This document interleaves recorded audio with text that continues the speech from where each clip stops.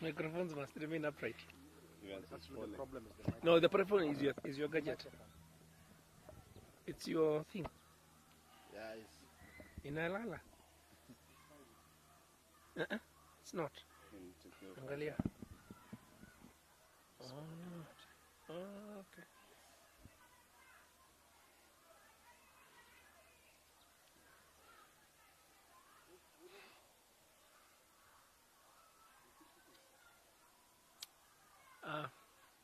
Good afternoon, ladies and gentlemen of the media. Welcome back. We have a short statement, which is to update you and the public on the People's Assembly process following the historic memorandum signed by His Excellency Uhuru Kenyatta and Excellency Raila Odinga on Friday. I will read the statement. Sorry, excuse me. And then we will take a few questions. The purpose of this statement is to provide an update on the People's Assembly process and roadmap in the light of the historic memorandum signed by His Excellency Raila Amolo Odinga and His Excellency Uhuru Kenyatta on Friday, 9th March 2018. We take this opportunity to commend the two leaders for putting Kenya first. We are 100% behind them. We urge our supporters to rally behind this initiative.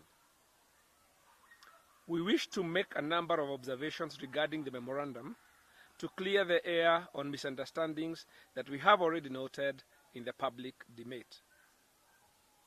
We will begin with what this initiative is not. It is not a NASA Jubilee government engagement. It is not about power sharing, and it is not about 2022 elections. Also, it is not a done deal. It is a statement of intent. For the avoidance of doubt, no negotiations on any issue has taken place. The memorandum is an initiative of the two leaders in their individual capacities. When you read it, you will see that they describe themselves not as presidents or leaders of political formations, which they are, but as friends and compatriots. The two leaders have acknowledged that the historical origins of our current crisis and the many opportunities over the years that leaders have missed to right the ship.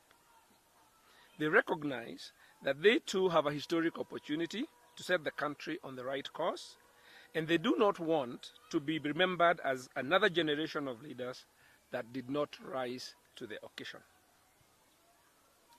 We also wish to underline that the memorandum acknowledges that the nature of the crisis we are in is political, and that the dysfunction we see in the state is societal.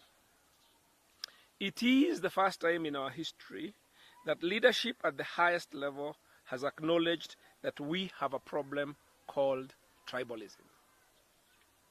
They have acknowledged that institutions and infrastructure do not make a nation.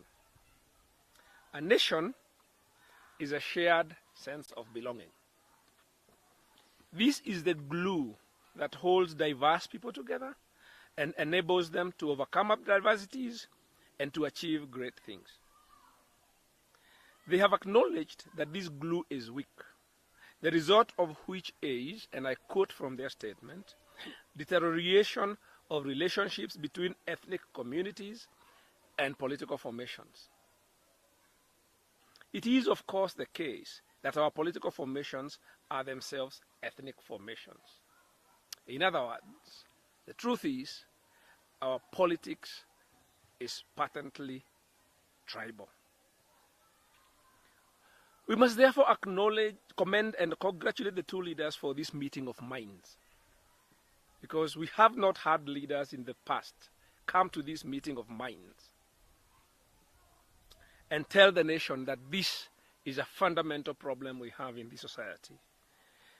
Acknowledging the problem is the first step towards solving it. Chinua Achebe bequeathed us the timeless African wisdom that a man who does not know where the rain started beating him cannot say where he dried his body. This initiative is about retracing our steps to where the rain started beating us. This we can only do as a people, not as the state, not as government, not as socio and economic interest groups, but as communities. As Abagusi, Abaluya, Luo, Kambas, Kikuyu, Maa, Mijikenda, Makonde, Somali, Waswahili, Turkana, and every other community that inhabits this land. As the People's Assembly Organizing Committee, we embrace and support this, for this is precisely the purpose for which the People's Assembly has been established. The two leaders have asked us to give them an opportunity to spearhead this process. We have accepted, and we acknowledge that it is better to reason together than separately. As another piece of African wisdom tells us, one fingernail cannot kill a louse. We are therefore, in this spirit, suspending the People's Assembly process. But this support is not a carte blanche, neither is it unconditional. We have impressed upon the leaders of the imperative for this process to be honest, truthful, and courageous. Honest, truthful, and courageous introspection will acknowledge that tribalism is not an end in itself, but a means that has been used to acquire and use political power for unjust enrichment. It has been used to skew public resource allocation and opportunities to particular communities and regions so that they can in turn protect those in power. Tribalism is an unholy alliance between communities and their leaders to further the interests of the latter at the expense of other Kenyans. In a nutshell, it is the continuation of the divide and rule strategy of the colonial era. We have impressed upon the leaders that we cannot afford, in this being the case, we cannot afford sacred cows and no-go areas and raw nerves. We must confront all our challenges the way they are. We cannot continue to sweep things under the rug and pretend that everything is okay, only for those things to blow up in our faces. A decade into our new constitutional dispensation, we continue to tiptoe around historical injustices. As we speak, public land is being enclosed, and entrepreneurs are bankrupting the country. We have been assured that this initiative will be about the people, will involve the people, and will be validated and owned by the people. But we are alive to the painful history of political betrayal. We know that once crises subside, leaders can get comfortable, and indeed do get comfortable, and allow the issues of the people to fade into the background. That's how we have ended up where we are, because it's not the first time that we have tried to close ranks as a society, as a country, politically, only for the political class to lock the door behind them and leave the people high and dry. So, it is our duty as citizens to hold these leaders' feet to the fire and ensure that this does not happen again. We ourselves want to assure the people that we are remaining vigilant, and we urge all Kenyans across the political divide to join hands so that we can do this together. God bless Kenya. That's the end of the statement. Thank you very much. We will now take questions.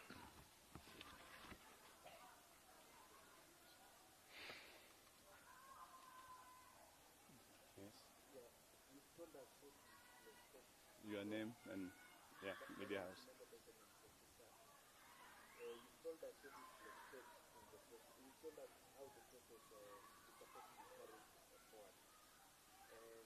there are very many things one side of the political divide, that is NASA, has demanded. Should we expect those things? Like one of them is bomber system. What other things that should we expect to be placed and after how long? Yeah, thank you very much. If you listened to the statement David read, he said this is not an agreement or an initiative between NASA and Jubilee government. So we don't want to talk about what NASA has demanded, what political formation has demanded. It's an initiative by two leaders to close ranks. And every issue that is affecting every Kenyan, regardless of who raises it, will be on the table.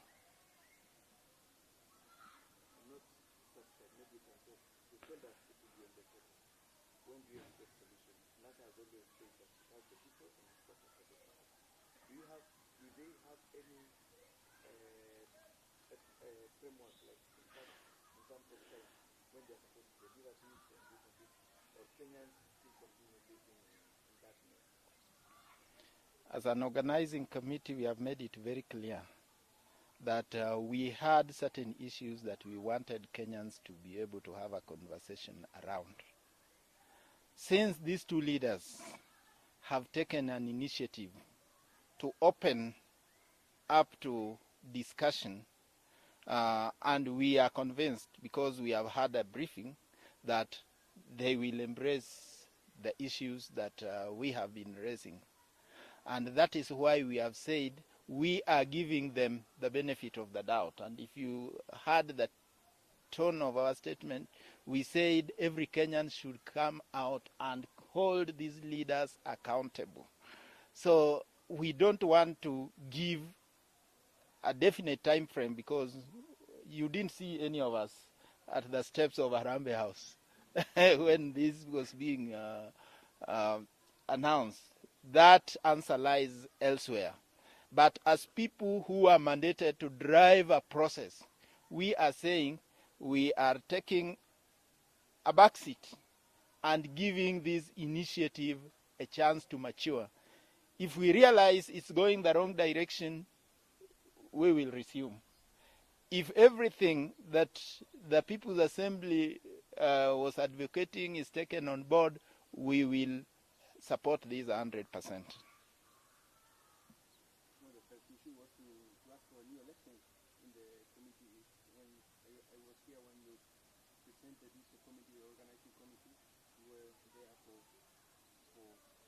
That there would be new elections. You can suspend that.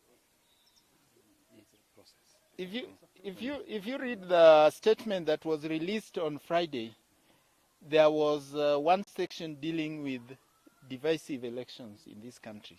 So everything is on the table. Yes.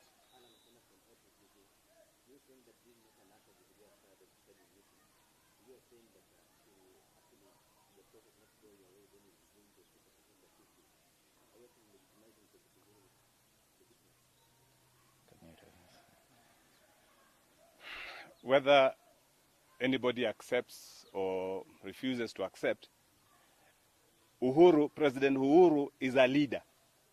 Raila is a leader. And these two leaders, with the people they lead, acknowledging them, have decided to come and try and resolve the problems. So whether you are saying Uhuru is the president or he is not, there are those who call him president. We are also calling ours a president. So these two leaders have decided to come because all the problems in this country right now are being rallied behind them.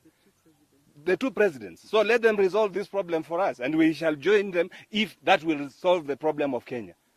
I don't know whether that satisfies you.